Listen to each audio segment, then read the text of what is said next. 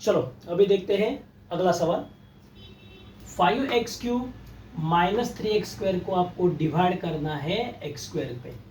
अभी तक के प्रॉब्लम में हमको सिर्फ एक एक ही टर्म थी, मतलब उसको कहते हैं मोनोमियल। अभी यहाँ पे आ गई है दो टर्म, तो जिसमें दो टर्म्स होते हैं, यहाँ पे कुछ भी हो सकता है, प्लस हो सकता है या माइनस हो सकता है। तो इस दो टर्म जब बोलते हैं तो वो क्या बन जाती है आपकी बाइनोमियल।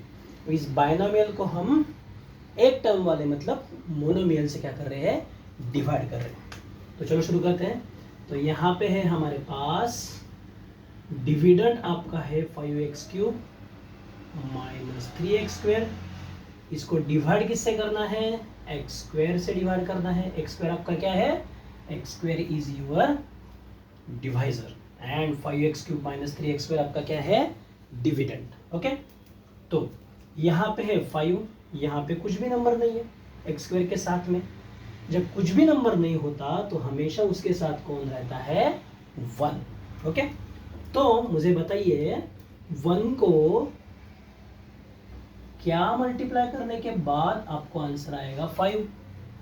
तो एक को 5 से ही मल्टीप्लाई करना पड़ेगा। तो 1 into 5, 1 into 5 answer is 5, right.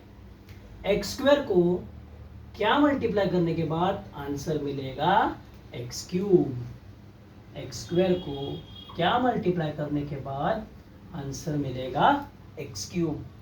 मतलब x कितनी बार है, 3 बार।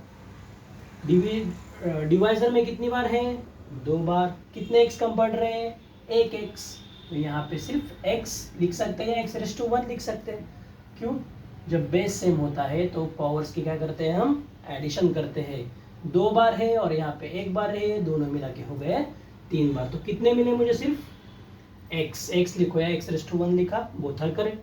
सो x² को अगर 5x के मल्टीप्लाई कर दे, इस 1 को हटा देता हूँ मैं अभी। x² को अगर 5x पे मल्टीप्लाई करोगे तो आपको आंसर मिलेगा 5x³।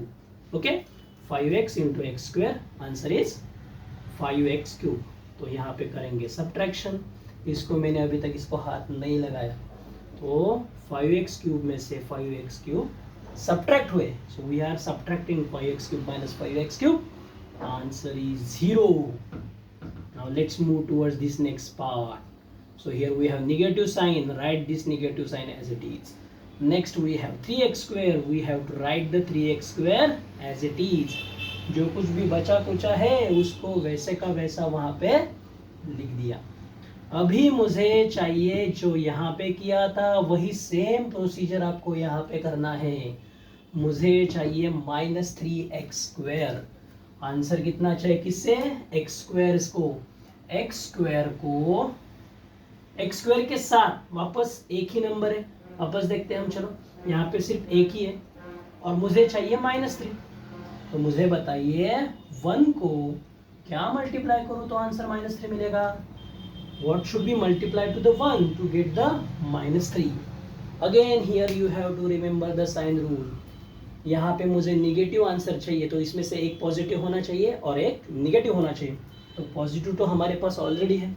1 को अगर ये प्लस है तो माइनस यहाँ पे चाहिए, -3। 1 into -3 becomes -3. So here we have -3, right? बचा 1 इंटू -3 becomes -3.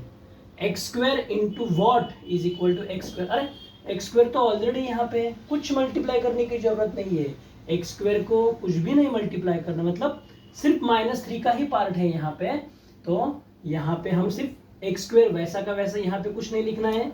तो यहाँ पे आ गया x² वैसा का वैसा। मतलब हमने क्या किया, इस x² को किससे मल्टीप्लाई किया ताकि मुझे आंसर मिले 3x²। 3x² को किससे मल्टीप्लाई किया, तो मैंने सिर्फ उसको -3 से ही मल्टीप्लाई किया। x² into -3 becomes -3x²। x² into -3 becomes -3x²। सो यहाँ पे निगेटिव है, निगेटिव दूसरा वाला होता है पॉजिटिव। ये -3x² plus 3x², negative positive subtraction करना है। 3x² में से 3x² गए, रिमाइंडर हो गया 0।